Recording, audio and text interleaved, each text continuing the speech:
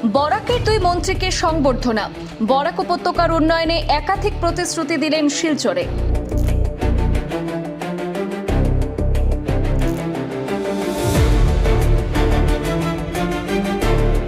শিলচর জেলা বিজেপি কার্যালয়ে শনিবার ছিল উৎসবের আবহ। বরাক উপত্যকার দুই মন্ত্রী তথা কৃষ্ণেন্দু পাল এবং কৌশিক রায়কে উষ্ণ সংবর্ধনা জানালো বিজেপির কর্মী সমর্থকরা। সংবর্ধনা অনুষ্ঠানে বক্তব্য রাখতে গিয়ে দুই মন্ত্রী জানান, আসামের মুখ্যমন্ত্রীর নির্দেশে তারা শিলচরে এসেছেন এবং বরাক উপত্যকার সামগ্রিক উন্নয়নকে অগ্রাধিকার দিয়েই কাজ করবেন। শিলচর এবং কাছাড় জেলার বিভিন্ন সমস্যা দ্রুত সমাধানেরও আশ্বাস দিয়েছেন দুই মন্ত্রী। মন্ত্রীদের দাবি, দুর্গাপূজার পরেই শিলচর মিউনিসিপ্যাল কর্পোরেশনের নির্বাচন অনুষ্ঠিত হবে। পাশাপাশি শহরে বেহাল রাস্তা মেরামতের কাজ দ্রুত সম্পন্ন করা হবে বলেও জানিয়েছেন। এছাড়াও বরাক উপত্যকার জন্য রাজ্য সরকার একাধিক উন্নয়নমূলক প্রকল্প হাতে নিয়েছে বলে উল্লেখ করেছেন দুই মন্ত্রী কৌশিক রায় এবং কৃষ্ণেন্দু পাল। মহাসড়ক নির্মাণের কাজ দ্রুত শেষ করার পাশাপাশি শিলচরে বহু প্রতীক্ষিত ফ্লাইওভারের কাজও আগামী কয়েকদিনের মধ্যেই শুরু হবে বলে আশ্বাস দিয়েছেন তারা। মন্ত্রীদের বক্তব্যে বরাক উপত্যকার উন্নয়ন, যোগাযোগ ব্যবস্থা শক্তিশালীকরণ এবং বিভিন্ন জনমুখী প্রকল্প বাস্তবায়নের উপর বিশেষ গুরুত্ব দেওয়া হয়েছে। সংবাদ মাধ্যমে বিস্তারিত জানিয়েছেন বরাক উপত্যকার দুই মন্ত্রী কৌশিক রায় এবং মন্ত্রী কৃষ্ণেন্দু পাল। আমি বনাব পাৰো আৰু কোনো অবষ্ট্ৰাকশ্যন যাতে নহয়। যে মহাসড়কৰ আমি কালি যিটো ৰিভিউ দেখিছোঁ বা ডিছকাশ্যনত ওলাই আহিছে যে মহাসড়কৰ মাটি অধিগ্ৰহণ হৈছে, জিঅ'টেক হৈছে, 3D হৈছে, তাৰ পিছত কেইটামান মানুহে তাতে কিবা ঘৰ বনাইছে। এইটো যাতে নহয়, এইটো যাতে ডিচিয়ে ষ্ট্ৰংলি এইটো ষ্টেপ দিয়ে। আৰু বিশেষকৈ এডুকেশ্যন চেক্টৰ, আমি যিটো কাছাৰ জিলাৰ এইবাৰ যিটো ক্লাছ 10 বা ক্লাছ 12ৰ ৰেজাল্ট আউট হৈছে, তাতে আমি দেখিব পাইছোঁ 29 পজিশ্যন। তাৰ কাৰণে এইটো মানে সকলোৱে আমাৰ কবি হৈছে। আমি আৰু কৌশিক ৰায় মহোদয় বা সকলো MLA আমরা ডিছকাশ্যন কৰিছোঁ যাতে এইবাৰ ষ্টুডেণ্ট টিচাৰ ৰেচিঅ' 1:40 মিনিমাম, যিটো আমাৰ এজ পাৰ মানে আমাৰ এডুকেশ্যন চিষ্টেম আছে 1:20, কিন্তু আমরা বিচাৰিছোঁ মিনিমাম যাতে আমাৰ গাঁও অঞ্চলত যাতে 1:40 যাতে এইটো আমাৰ কৰা হয়। আৰু সকলো জাগাত যাতে আমি পৰ্যাপ্ত পৰিমাণে টিচাৰ থকাৰ পিছতো চহৰাঞ্চলত স্কুলত মেক্সিমাম টিচাৰ তাতে আহি গ'ল আৰু গাঁও অঞ্চলত স্কুলত টিচাৰ কম আছে। ষ্টুডেণ্ট টিচাৰ ৰেচিঅ' তাতে দেখিলে আপোনালোকে দেখিব 100:1। এইটো ডিচি মহোদয়ক আমি নিৰ্দেশ দিছোঁ যাতে খুব সোনকালে যাতে এইটো আমাৰ মানে কৰে, ৰেচনেলাইজেশ্যন কৰি সকলো ঠাইত সকলো স্কুলত যাতে পৰ্যাপ্ত টিচাৰ দেওয়ার ব্যবস্থা করা হয়। কারণ শিক্ষা আমার মেইন ব্যাকবোন, আর আমি যদি শিক্ষাত পিছ পড়ি যাও তাহলে কেনেকৈ আমি বরাক বিলে আগবাঢ়ি যাব পাৰোঁ। যার কারণে শিক্ষার ক্ষেত্ৰত বা স্বাস্থ্যৰ ক্ষেত্ৰত বা আমাৰ মানে কমিউনিকেশ্যনৰ ক্ষেত্ৰত প্ৰত্যেকটা ক্ষেত্ৰত যাতে আমরা সকলে মিলে একটা টিম হিসাবে কাম কৰিব পাৰোঁ। মাননীয় মুখ্যমন্ত্রী ডক্টর হিমন্ত বিশ্ব শৰ্মা মহোদয় যিটো আমাৰ আর কৌশিক রায় আমরা দুজনক মানে মার্গদর্শন দিলে যে বরাক উপত্যকা উন্নয়নের কাৰণে সকলে একটা টিম হিসাবে কাম কৰিব লাগিব। বা আপোনালোকৰো সাজেশন থাকিব লাগিব, ক'তবা যদি কোনো ইলিগেল কাম হৈছে আপোনালোকে আমাক জনাব, মেছেজ হোৱাটছএপ মেছেজে জনাব বা ফোন কল কৰিব, যাতে আমি সকলে মিলি এটা টিম হিসাবে আমি কাছাৰৰ বা বরাক উপত্যকাৰ উন্নয়নটো আৰু ত্বৰিত গতিত আগবাঢ়ি যায় তাৰ কাৰণে প্ৰয়াস চলাইছে। 9 নম্বৰ ৰাষ্ট্ৰীয় ঘাইপথৰ ভয়ংকৰ ৰূপ বৰ্তমান দেখা গৈছে। ৰাইজে বহু দুৰ্ভোগ ভুগি আছে, বিশেষকৈ মালিগাঁৱৰ পৰা কালাইলৈকে। এইটো অলৰেডি টেণ্ডাৰ হৈছে, কামটো মানে তেওঁলোকক এলটমেণ্ট কৰা হৈছে, LOI যোনে হৈছে তেওঁক মানে কৰা হৈছে আৰু খুব সোনকালে কামটো ষ্টাৰ্ট হ'ব। কালি যিটো আমি অলৰেডি ED NHIDCL ৰ লগত আলোচনা কৰিছোঁ বা আমাৰ ইয়াত যোনে দায়িত্বপ্ৰাপ্ত আছে তেওঁলোকে কৈছে যে খুব সোনকালে কামটো ষ্টাৰ্ট কৰিব। বা আমাৰ লোকেল MLA যি অনলাইন যোগে আছিলে তেখেতৰ কেইটামান পইণ্ট আছিলে, তেওঁলোকে ডিছকাশ্যন হৈছে।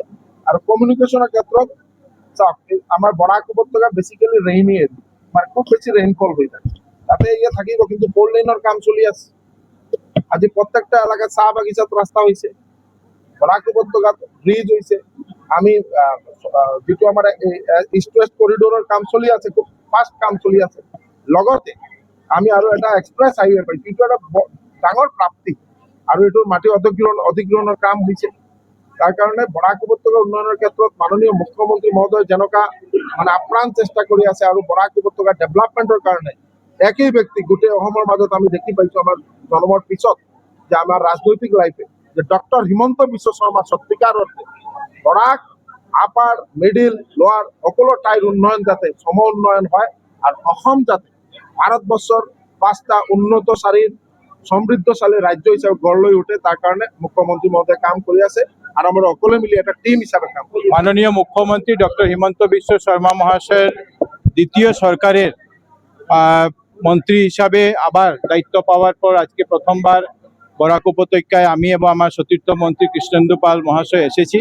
দলীয় কার্যালয়ে এখানে আমরা উপস্থিত হয়েছি এবং আসার আগে আমরা আমাদের যে মহাসড়ক যেটা আমরা জানি ইস্ট ওয়েস্ট করিডোর, সেটা আমরা কাজ পরিদর্শন করে এখানে উপস্থিত হয়েছি।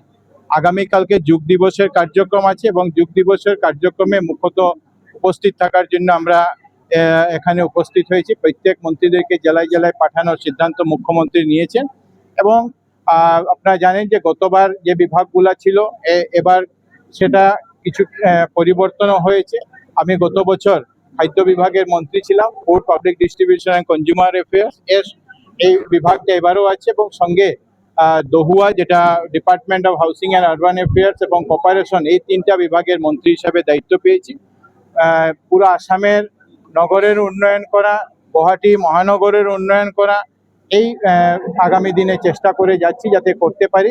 আর আগামী দিনে যাতে আমরা সবাই মিলে আপনাদেরও প্রচেষ্টায়, বরাকের জনগণের প্রচেষ্টায়, আমাদের মন্ত্রী কৃষ্ণেন্দু পাল এবং এখানকার সাংসদ বিধায়ক সবার সহযোগিতায় যাতে বরাকের উন্নয়নের জন্য মাননীয় মুখ্যমন্ত্রী ডক্টর হিমন্ত বিশ্ব শর্মা মহাশয়ের নেতৃত্বে আরো বেশি কাজ করতে পারি সেটা চেষ্টা করব এবং আপনাদেরও সবার সহযোগিতা কামনা করছি। আপনি এবার নগর উন্নয়নের মন্ত্রীত্বের দায়িত্বে এসেছিলেন, শিলচর শহরের জন্য কি নতুন চিন্তা ভাবনা আপনার রয়েছে? 1 সপ্তাহ হয়েছে বিভাগ পেয়েছি, কিছু কিছু প্ল্যানিং করছি। আজকে দিনে সেটা আমি বলবো না, কিছু কিছু প্ল্যানিং করছি। আজকে গতকালকে রাত্রে তড়িঘড়ি করে সিদ্ধান্ত হওয়ার পর আজকে আমরা এখানে উপস্থিত হয়েছি, কিন্তু আগামী বাজেট অধিবেশন যখন চলবে যখন মাঝে বন্ধ থাকবে তখন এখানে আমার বিভাগের আধিকারিকদের সবাইকে নিয়ে এসে শিলচরের যে মৌলিক কিছুগুলো সমস্যা আছে, জমা জলের সমস্যা, আরবান ফ্লাডিং যেটাকে আমরা বলি, ড্রেনেজের সমস্যা, ক্লিনিং এর সমস্যা, সেই বিষয়গুলো গুরুত্ব সহকারে কাজ করব যাতে শিলচর শহরের মানুষকে আমরা একটা ভালো নাগরিক পরিষেবা দিতে পারি। কিছু কিছু কিছু কিছু কিছু কাজ প্রকৃতির সঙ্গে চ্যালেঞ্জ করে আমরা করতে পারি না। আজকে নতুন নতুন কিছু জায়গা যেটাতে নতুন কনস্ট্রাকশন হয়েছিল সেখানে আমরা দেখেছি ল্যান্ডস্লাইড হয়েছে। নিরিম বাংলো থেকে ঝাটিঙ্গা পর্যন্ত 2টি জায়গায় বাকি আছে। আপনারা জানেন 49 কিলোমিটারের মধ্যে 2.1 কিলোমিটার কাজে বাকি। একটা ছিল বড় মৌলকই, আর একটা ছিল আমাদের নামটা আমি ভুললাম, এই চারটা দলইচুঙ্গা, এই 2টি জায়গায় ছিল। কিন্তু আজকে দেখলাম যে ঝাটিঙ্গাতেও বহুত বড় ল্যান্ডস্লাইড হয়েছে। একটা লেন মানে 4 লেনের মধ্যে 2 লেন প্রায় নষ্ট হয়েছে।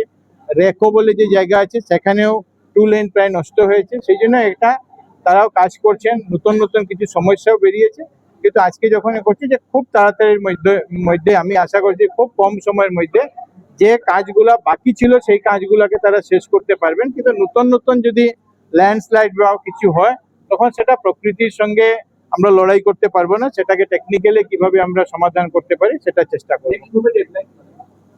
আমরা চেষ্টা করছি কাজ, আমি ডেডলাইন বলবো না, কারণ ডেডলাইন বলার পরের দিন থেকে আপনারা শুরু করে দেন, এই জন্য ডেডলাইন বলবো।